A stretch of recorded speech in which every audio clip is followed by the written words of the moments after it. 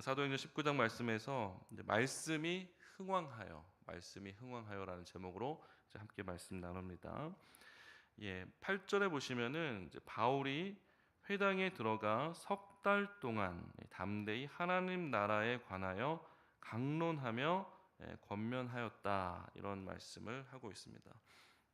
석 달 동안 강론하는데, 이 말씀이 있기 전에 이제 어제 우리가 들었던 내용이죠. 어제 정세물 목사님 통해서 우리가 함께 나눴던 말씀은 이제 에베소에 성령이 임하는 사건이 있었던 겁니다.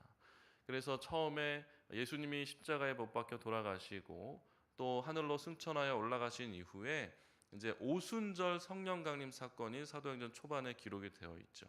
그리고 나서 이제 사마리아에 빌립을 통해 복음이 증거되고 또 그 성에 큰 기쁨이 임했다는 기록을 통해서 이것 또한 성령 강림의 역사다라고 학자들은 이해하고 해석을 합니다. 뿐만 아니라 이제 사도행전 10장에도 보시면 우리가 잘 아는 고넬료의 집에도 복음이 전파되고 또 그들이 세례를 받고 이방인들에게 성령이 임하는 그 놀라운 사건들이 있었던 것이에요. 그리고 오늘 이제 19장에도 또 하나의 성령 강림 사건이 이제 기록이 되어 있는 겁니다. 에베소 지역이고 또 유대인들뿐만 아니라 이방인들이 많은 그 지역에 하나님 말씀이 선포되고 또 세례가 행하여졌을 때 또 그들에게 성령이 임하는 그런 역사가 있었던 것이에요. 그래서 이제 본격적으로 사도 바울은 그곳에서 석 달 동안이나 매일 하나님 나라에 관하여 강론하였다, 이렇게 이야기합니다.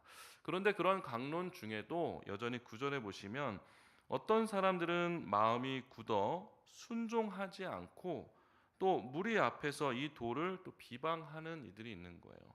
하나님 말씀이 선포되어도 사실 그 마음밭이 열리지 않으면, 또 귀가 열리지 않으면 하나님 말씀을 잘 받지 못하는 이들도 안타깝지만 있게 되는 것입니다. 그래서 바울이 또 중대한 결정을 내려요. 3개월 동안 그곳에서 말씀 사역을 열심히, 정말 하루도 빠짐없이 아마 열심히 하지 않았겠습니까? 그러다가 이제 9절 하반절에 보시면 바울이 그들을 떠나 제자들을 따로 세우고 두란노 서원에서 날마다 강론하니라. 그 자리를 떠나서 이제 두란노 서원으로 가는 거죠. 이제 우리가 잘 알고 있는 에베소 두란노 서원에서 말씀을 전하는데, 어떻게 전하냐면요, 10절에 나오는데 한번 같이 읽어볼까요? 10절 말씀 시작. 2해 동안 이같이 하니 아시아에 사는 자는 유대인이나 헬라인이나 다 주의 말씀을 듣더라. 그렇습니다. 하나님 나라에 관하여 강론하는데 얼마 동안 강론했다고요? 에베소에서 2해 동안, 2해 동안 이같이 했다는 거예요. 그러니까 그 지역 에베소를 포함한 그 인근에 사는 사람들은 뭐 헬라인이나 유대인이나 할 것 없이 다 주의 말씀을 들었다라고 기록을 하는 겁니다. 그런데 여기에 이제 놀라운 일들이 생기죠. 이렇게 하나님 나라의 말씀이 담대하게 선포되고 증거되는 일 가운데 놀라운 성령의 역사가 나타나는 것입니다. 11절과 12절에 보시면 어떤 성령의 외적 증거가 나타나는 것이죠. 그래서 하나님이 바울의 손으로 놀라운 능력을 행하시니, 어떤 능력이 나타납니까? 심지어 사람들이 바울의 몸에서 손수건이나 앞치마를 가져다가 병든 사람에게 딱 얹기만 해도 병든 사람이 나는 거예요. 참, 여기도 그 바울의 손수건만 있으면 그렇죠? 우우 하면서 이제 어디 권사님 와보세요 하면서 막 다리가 아파서 이렇게 막 오시는 분도 그 손수건이 탁 닿기만 하면 막 뛰어서 막 가시고, 또 막 이런 역사가 나타나니까 얼마나 이게 대단한 역사입니까? 참, 이런 역사들이 사실 뭐 지금도 곳곳에서 일어나고는 있죠. 일어나고는 있습니다. 또 선교사님들의 얘기만 들어도 뭐 어느 날 갑자기 이렇게 소포가 왔는데 한국에서 누가 보냈는지도 모르는 그 뭐 소포가 하나 왔대요. 그래서 뜯어 보니까 이제 그 이제 한방 침 있잖아요. 그게 누가 보냈는지 모르는데 왔대요. 그래가지고 이제 이거 뭐 어디다 쓸까 하고 있다가 에라이 모르겠다, 이제 이 사람들 눕혀다 놓고 어디가 아픕니까? 하면 이제 허리가 아픕니다. 그러면 이 침을 갖다 그냥 자기도 모르게 막 찔렀대요. 하나님이 주셨네 하고 그냥 막 찔렀대요. 그러고 나서 일어나세요 하면 또 일어나더래요. 하여튼 뭐 그런 일들이 있기도 하고 하여튼 재밌는 일들이 많이 있습니다. 이런 성령의 외적 증거는 사실은 그렇게 이상한 일이 아니죠. 하나님은 살아계시고 또 지금도 살아계시고 온 우주 만물을 통치하고 다스리고 또 운행하고 계신 분이기 때문에 하나님이 마음만 먹으시면 사실 못할 일이 없으십니다. 물론 만들어 놓으신 자연의 질서가 있으시지만 그 또한 하나님의 운행 안에 그 하나님의 손 아래에 있기 때문에 그 모든 것이 사실은 가능한 것이죠. 그런데 이제 여기에 대한 이제 오해들이 생기는 거예요. 우리가 이런 이제 역사와 사건들을 보게 되면 현혹이 되는 거죠. 그래서 13절에서 16절에 보면 한 가지 오해가 생기는데 마술하는 어떤 유대인들이 그렇죠? 시험 삼아 악기 들린 자에게 이제 이야기합니다. 예수의 이름으로 야 나도 한번 해보자 하면서 자 이것이 예수의 이름으로 할 테니까 너 떠나라 하니까 또 14절에 유대의 한 제사장 스게와의 7 아들까지도 제사장의 아들까지도 바울의 손수건이 이러이러했다는 얘기를 들으니까 야 우리도 한번 해보자. 야 그렇게 신기한 일이 있어? 재밌겠다 재밌겠다 하면서 악기 들린 자 하나를 이제 표적 삼아서 이제 가까이 가가지고 뭔가 예수의 이름으로 해보고 막 나가라 이렇게 한번 해봤던 거예요. 됩니까? 안 됩니다. 그 겉 모양만 따라 한다고 됩니까? 그렇게 되는 것이 아니죠. 그러니까 어떻게 됩니까? 이 악기가 15절에 보니까 우리 한번 같이 읽어보겠습니다. 15절 말씀 시작. 악기가 대답하여 이르되 내가 예수도 알고 바울도 알거니와 너희는 누구냐 하며 그렇습니다. 예수도 알고 바울도 아는데 넌 누구냐 그렇죠? 누구 이렇게 개그맨이 누구 이러잖아요. 근데 악기 들린 사람이 그들에게 뛰어 올라가서 눌러서 이기니 이들이 상하고 또 옷도 다 벗겨져 가지고 막 도망을 가는 거예요. 이 정말 안타까운 일이 일어나는 것이죠. 그리고 나서 이제 17절과 19절에는 이제 성령의 어떤 내적 증거에 대해서 이야기합니다. 이 성령의 외적 증거, 우리가 바라보는 어떤 표적이나 이적과 기적들 이런 것은 그냥 일어나는 일이 아니라 성령의 내적인 증거와 사실은 같이 연동되어서 일어나는 경우가 기본적인 경우고 특별히 하나님께서 그냥 그것을 무시하시고 과정을 무시하고 사도 바울에게 갑자기 나타나셔서 그렇죠? 사도 바울은 예수님을 모르던 자니었는데 갑자기 나타나셔서 어떤 그런 사건을 일으키는 경우도 있지만 일반적으로는 이렇게 내적 증거와 연동되어서 같이 가는 겁니다. 그래서 17절의 말씀해 보시면 에베소에 사는 유대인과 헬라인들이 다 이 일을 알고 두려워합니다. 이제 하나님 말씀을 두려워하게 되는 거예요. 두려워하게 된다는 것은 그 말씀에 하나님께 더 집중하게 된다는 것이고 하나님의 말씀이라면 이제 마음을 열고 받을 수밖에 없는 거예요. 두려운 분이 말씀을 하시니까. 그래서 주 예수의 이름을 높이죠. 더욱더 하나님을 찬양하면서 높이고 가까이 가고 귀를 열고 들으려고 하고 집중하여 나가게 되는 겁니다. 그러니까 어떤 일이 일어납니까? 자기의 죄를 깨닫게 되는 거예요. 하나님 말씀이 가까이 오니까 그 전에는 알지도 못하고 그 전엔 내가 미처 깨닫지 못했던 나의 하나님이 싫어하시는 모습들, 나의 죄악된 모습들, 그 쓴뿌리들 이런 것들을 바라보게 되는 거예요. 그래서 많은 사람이 와서 18절에 자복하고 또 회개하고 자기가 이렇게 했다라고 하면서 막 사람들에게 고백을 하고 또 공동체 회개가 일어나는 거예요. 뿐만 아니라 구체적인 삶의 변화와 결단들이 있는데 그것이 19절 말씀에 잘 나타나 있죠. 또 마술을 행하던 많은 사람이 그 책을 모아 가지고 와서 모든 사람 앞에서 불사릅니다. 자기의 이전의 것들을 다 청산하는 거예요. 내가 지금까지 어떤 것에 탐하는 마음을 가지고 있었습니까? 또 누군가를 계속해서 미워하는 마음을 가지고 있었습니까? 또 어떤 것을 계속 불신하고 의심하는 그 마음을 가지고 있었습니까? 그런 것들을 다 모아다가 이전의 나의 모습들, 구습들, 하나님이 싫어하시는 그 모든 것들, 살아있는 것이건 물건이건 어떤 것이건 간에 다 갖다 놓고 태워버리는 거예요. 다 태워버리는 거예요.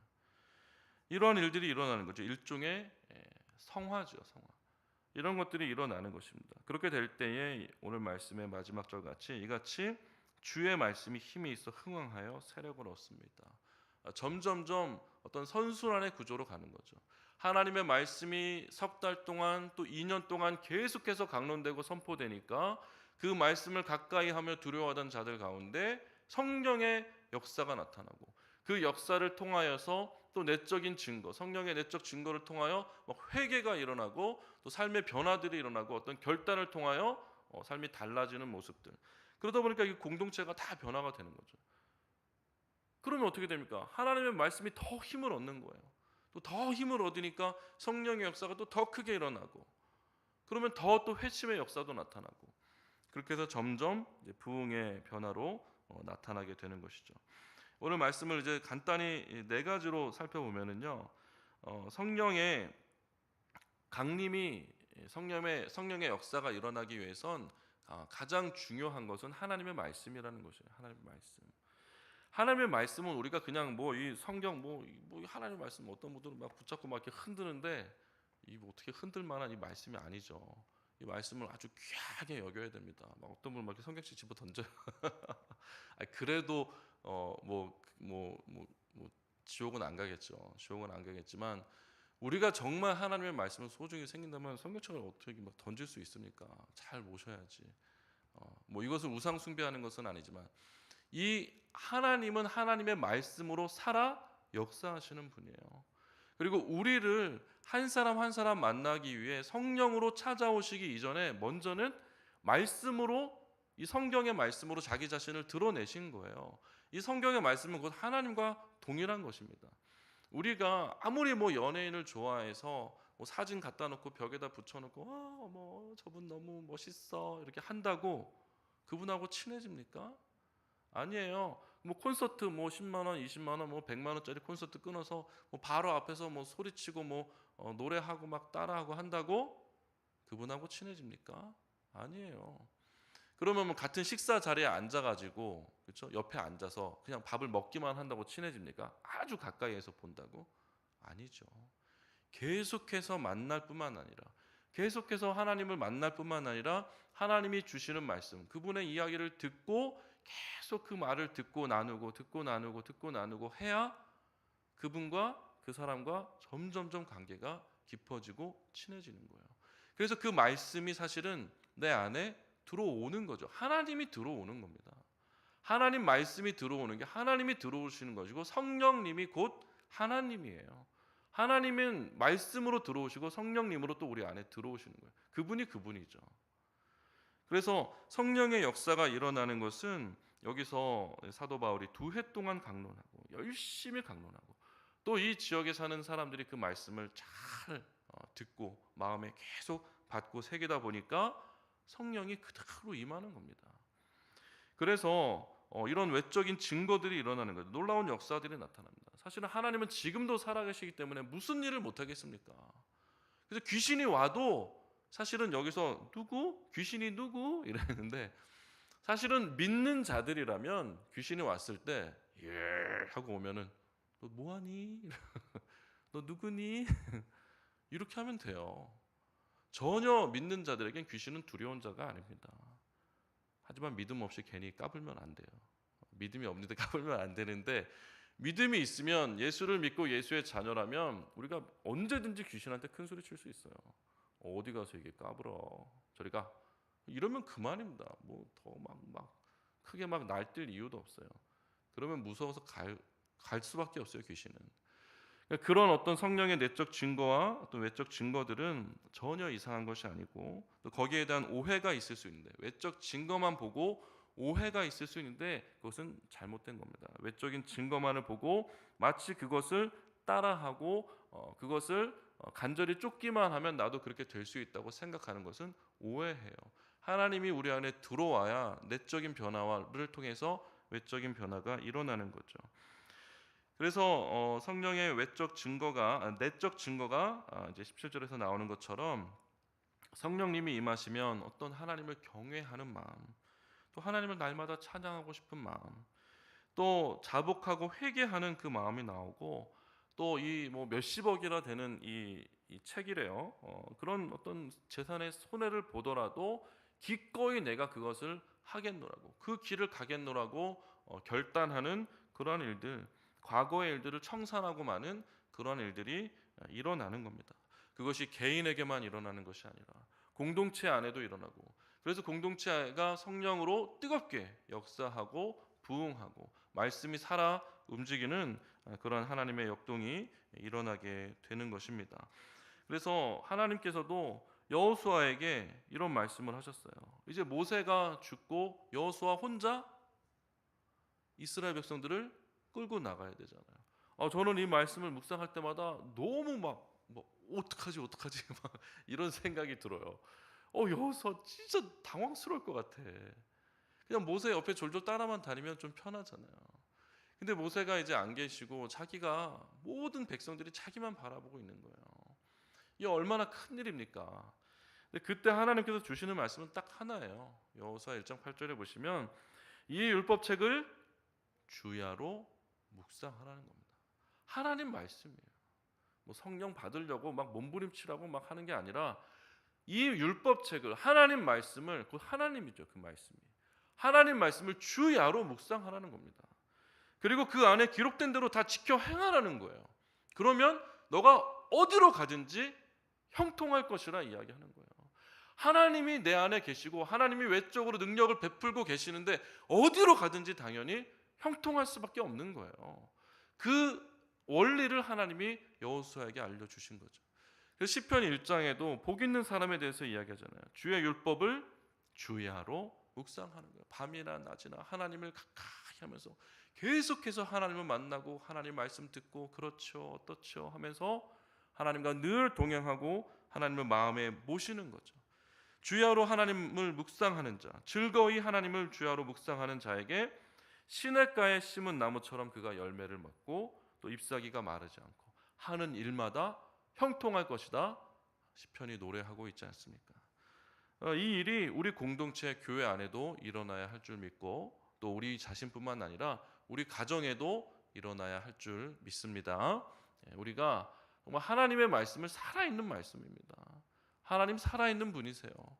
그래서 우리가 밤낮으로 하나님 말씀을 깊이 묵상하는 게 얼마나 중요한지 모릅니다. 이 새벽 예배 나오는 것도 새벽부터 이게 그냥 뭐 단순히 그냥 우리가 큐티하는 게 아니라 이 말씀을 묵상함을 통해서 하나님 말씀을 마음에 모시는 거잖아요. 하나님을 모시는 거잖아요. 주님 내 안에 들어오십시오. 하나님 그리고 그 말씀이 살아 능력 있는 말씀으로 내 삶 가운데 나타날 수 있도록 일하여 주십시오. 그렇게 오늘 하루를 말씀을 붙잡고 일하기 위해서 살아가기 위해서 우리가 또 새벽 말씀을 묵상하는 것이지 않습니까? 또 그것을 가지고 또 가정에 전하고 또 그렇게 성령의 능력을 받아 일함으로 또 우리 공동체 안에서도 또 말씀이 살아있고 그렇게 부흥하고 흥왕하는 그런 은혜와 역사가 있기를 주님의 이름으로 축복합니다. 아멘. 우리가 같이